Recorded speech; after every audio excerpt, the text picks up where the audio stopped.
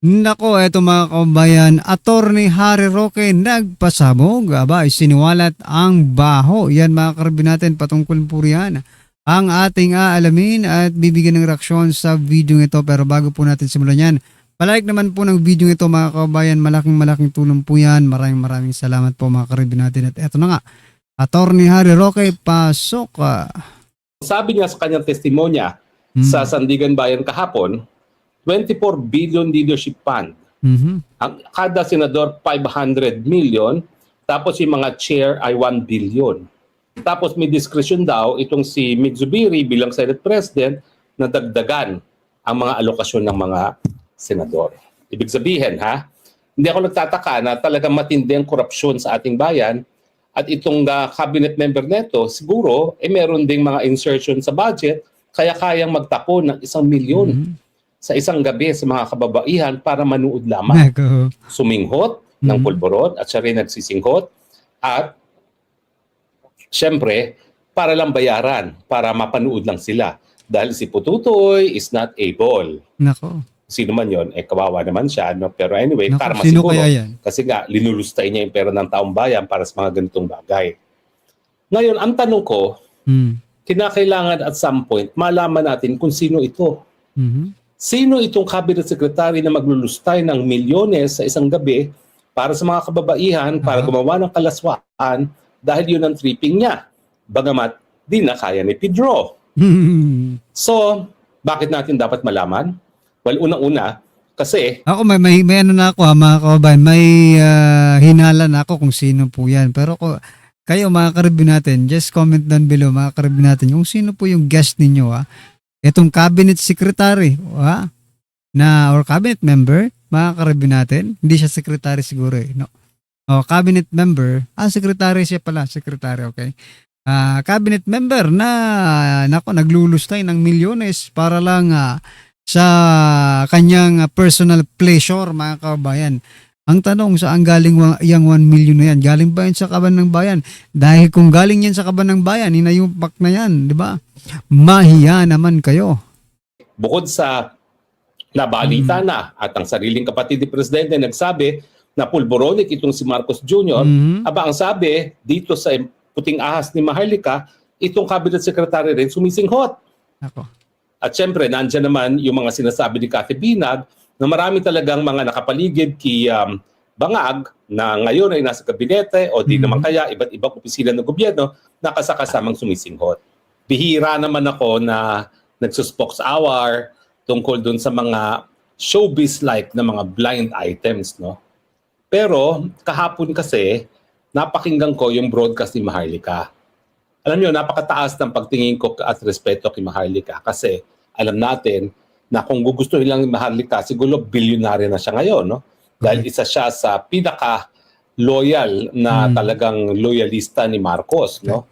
Bago pa niya nakita na pagsasamantala lang pala sa tiwala ng bayan ang ginagawa ng mga Marcos at ngayon, isa siya sa pinakamatinding kritiko ng mga Marcoses. Kasama Isa po si Ma'am Maharlika sa pinaka matandang loyalista.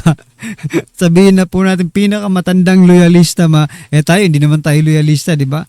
Nasumuporta lang tayo kay Marcos nung kampanya mga kabayan, nung eleksyon dahil nga kay BP Sara. Pero kung talagang kung baga sa dugo natin, di ba? Yung pinagmulan ng pagiging interest na pagkakaroon nating interest sa politika. Walang Marcos na nananalaytay sa atin, no? Duterte po ito, mga karbi natin. na ng kanyang may bahay na bininyagan ni Maharlika na Lisa Tanas. Si Maharlika ang talagang nangunguna sa pagsasabi na ang Marcos ay bangag. Dati pa niya sinasabi yan, na ang Marcos ay nasa mastermind ng mga kakurukutan sa bayan, hindi lang sa flood control, kundi na doon sa lahat ng mga smuggling, whether be it agriculture or mga langis at iba't iba pang mga bagay. No? So lahat ng mga baho ng mga Marcoses, chances are si Maharlika. Bakit? Kasi marami siyang puting ahas.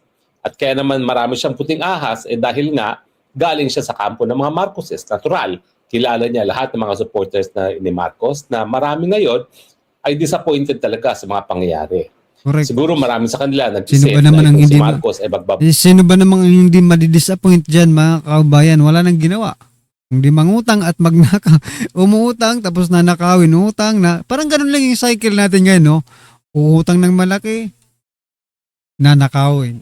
Uutang na naman ng mas malaki, nanakawin. Hanggang sa, kasi wala silang inuutang na maliit. Puro pataas ng pataas yung utang nila. Kaya yung nakawan, palawak ng palawak din, mga karibin natin. bago pagkatapos maging presidente kasi nga nais niyang baguhin ang nasirang pangalan ng kanyang ama na si Diktador na Marcos Sr. pero mas malala pa pala. Kasi Correct. nga Malala pa. bangag, pinababayaan ng kanyang may bahay na magpatakbo ng gobyerno at kurakot. Alam nyo, nung simulang na bumabanat itong si Maharlika, lalong-lalo na sa First Lady, no? May isa akong spokesaway na sinabi ko, kahit pa gaano mong kabuisit si First Lady, kahit pa paano, dapat bigyan mo naman ng kahit pa paanong respeto. Kaya nung una, talagang ilang sa akin si Maharlika. Sa loob-loob ko, bakit mo siya maiilak? Ako naman, never ako talaga Marcos supporter. Ang talagang sinabi ko lang naman dun sa broadcast na yun, nung talagang tinitira ni Maharlika si Lisa at tinawag na Lisa Tanas dahil nga dun sa panggidnap ng anak ni distressed mother, sabi ko, konting respeto. Pero of course, sa mga dumating na mga panahon, nabiyak ang unit team, lahat kami nagkaroon ng realization na kami nabudol ni Marcos Jr. at natural, naging malalapit kami sa isa't isa. Kasi feeling nabudol, no? So, kinakailangan talagang magsama-sama at kumbaga, to lick each other's wounds dahil kami nga ay nabudol ni Marcos Jr. So, hindi ako napagtataka na yung broadcast hapon ni Maharlika na pinakinggan at panoorin niyo po tungkol ito kay Claro. Sino si Si Claro? Claro na isang mataas na miyembro ng gabinete ni Bangag na di umano ay nagpapatawag na mga babaeng mga magaganda umaapir sa Betamax. Ibig sabihin siguro ito yung mga triple X. Pero I take it. Pero kung yan po ay ganyan, mga kabayan, ibig sabihin po ba niyan, yan po yung bugaw, di ba? Kung siya madaling sabi. Magaganda at nagbayad yung isang pagkakataon ng Setyembre ng isang taon ng mahigit kumulang 1 milyon. Mga 3 babae yan at ang sabi ni Maharlika sa kanyang pagdadrama ng kanyang impormasyon galing sa Puting Ahas, ito daw gabinete na pangalan ay Claro ay kumuha ng mga babae at dati dapat parang ano lang, parang yung mga Haponesa ba na iinom, kakain, hahawak ng kamay, pero ito ay nag-demand na makipagtalik. Tapos hindi naman pala natuloy pagtatalok dahil hindi raw po pwede, alam niyo na, shy. Yun lang. Shy si Pututoy. Nako. At pagkatapos nagbayad para mapanood niya yung mga babae na magtalik sa isa't isa at suminghot ng pulburon. Tapos ang pinakamatindi, milyones ang ginastos ng isang gabi. Sa panahon na nakikita natin na ang mga mahihirap ng ating mga kababayan ay lumulutang-lutang sa tubig baha dahil kinukurakot ang flood control. At doon sa mga revelasyon na naririnig natin, hindi lang sa Senado, kung hindi pati na sa pagtitistigo ni Bunoan. Sinabi na po ni Bunoan, itong Mig Zubiri, at hindi ako talaga ever since soldier kay Mig Zubiri, ay pinamunuan bilang Senate President yung pagdi-disburse na kundi ako nagkakamali, magkano ba yun? Sandali, titignan ko, baka ako magkamali, ginawa ko yung entry sa Facebook. Titignan ko lang kung ano sabi ko sa Facebook, kung gaano karami yung pera na kanyang pinamunuan, yung leadership fund. Yun ang sabi, no? Nagkaroon daw ng leadership fund at ang nagdi-disburse ng leadership fund ay itong si Senate President, no? Now, magkano yung Senate President? Ito po ay sa testimonya ni Secretary Bunoan, dating DPWH Secretary. Alam ko matino yan dahil yan ay roommate ni Tatay Digong sa YMCA. At kaya lang hindi lang yan na na talagang DPWH Secretary ng panahon ni Tatay Digong, kasi nga sumuporta mga Villar kay Tatay Digong, bayad suporta, si Mark Villar ang pinalaga ni Tatay Digong. Pero ang sabi niya sa kanyang testimonya sa Sandigan Bayan kahapon, 24 billion leadership fund. Ang kada senador 500 million, tapos yung mga chair ay 1 billion. Tapos may discretion daw itong si Mig Zubiri bilang Senate President na dagdagan ang mga alokasyon ng mga senador. Ibig sabihin, hindi ako nagtataka na talagang matindi ang korupsyon sa ating bayan at itong cabinet member neto, siguro, meron ding mga insertion sa budget kaya kayang magtapo ng 1 milyon sa isang gabi sa mga kababaihan para manood lamang. Suminghot ng pulburon at siya rin nagsisinghot at syempre, para lang bayaran, para mapanood lang sila. Dahil si Pututoy is not able. Sino man yon, kawawa naman siya. No? Pero anyway, karma siguro. Kasi nga, linulustay niya yung pera ng taong bayan para sa mga ganitong bagay. Ngayon, ang tanong ko, kinakailangan at some point, malaman natin kung sino ito. Sino itong cabinet secretary na maglulustay ng milyones sa isang gabi para sa mga kababaihan, para gumawa ng kalaswaan dahil yun ang tweeting niya. Bagamat di na kaya ni Pedro. So, bakit natin dapat malaman? Well, unang-una, kasi bukod sa nabalita na at ang sariling kapatid ni Presidente nagsabi na pulboronic itong si Marcos Jr., aba ang sabi dito sa puting ahas ni Maharlika, itong cabinet secretary rin sumisinghot. At syempre, nandiyan naman yung mga sinasabi ni Cathy Binag na marami talagang mga nakapaligid kay Bangag na ngayon ay nasa kabinete o di naman kaya iba't ibang opisina ng gobyerno na kasakasamang sumisinghot. Nako. Now, mabuti na lang, meron ngayong pagkakataon para malaman natin kung sino si Claro. Unang-una, halos kalahati pa ng gabinete ay hindi pa nabibigyan ng go signal ng commission appointments. Siguro para malaman natin kung sino si Claro, dapat lahat ng haharap sa commission appointments ngayon magbigay ng hair follicle test. Dahil sa pamamagitan ng hair follicle test, mananaraw daw natin kung sino yung wala pang basbas ng commission appointments ang siyang sumisinghot ng pulburon. Pagkatapos noon, pag malaman natin kung sino yung positive sa mga sumisinghot ng pulburon, malalaman natin kung sino si Claro. Kasi sa akin, importante malaman kung sino si Claro dahil hindi po pwede na number one, sumisinghot ang isang miyembro ng gabinete, sumisinghot na nga ang presidente, pero sana kung matino ang ganyang gabinete, magkakaroon ng solusyon ng problema ng ating bayan. Pero kung lahat sila ay pulboronic, wala na talagang pag-asa itong bayan nito.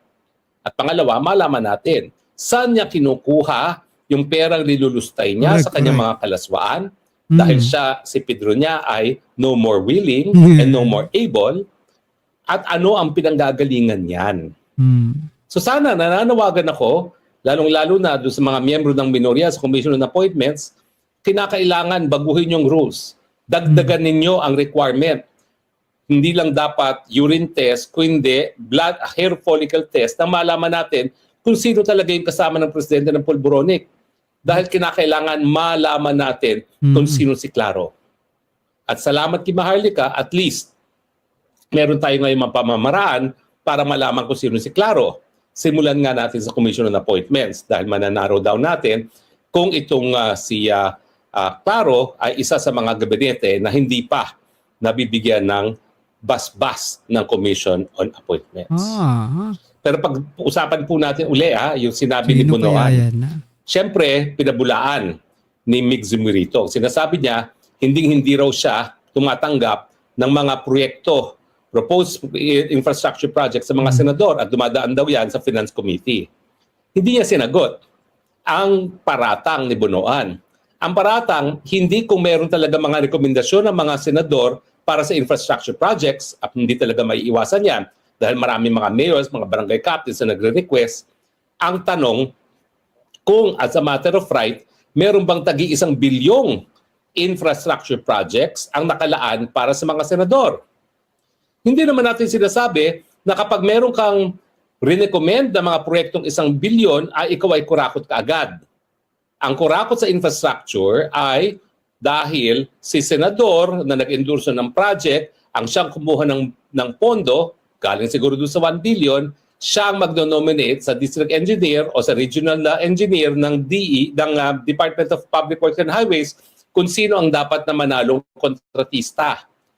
At yung kontratista ngayon, pag siya'y na-awardan na, magbibigay na ng advance.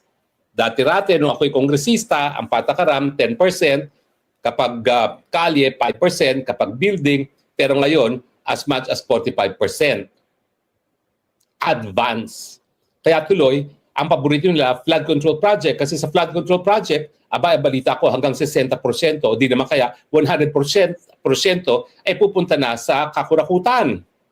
Dahil sa flood control naman, hindi mabe-verify kung talaga ginawa nila yung flood control project dahil nasa ilalim nga ng tubig.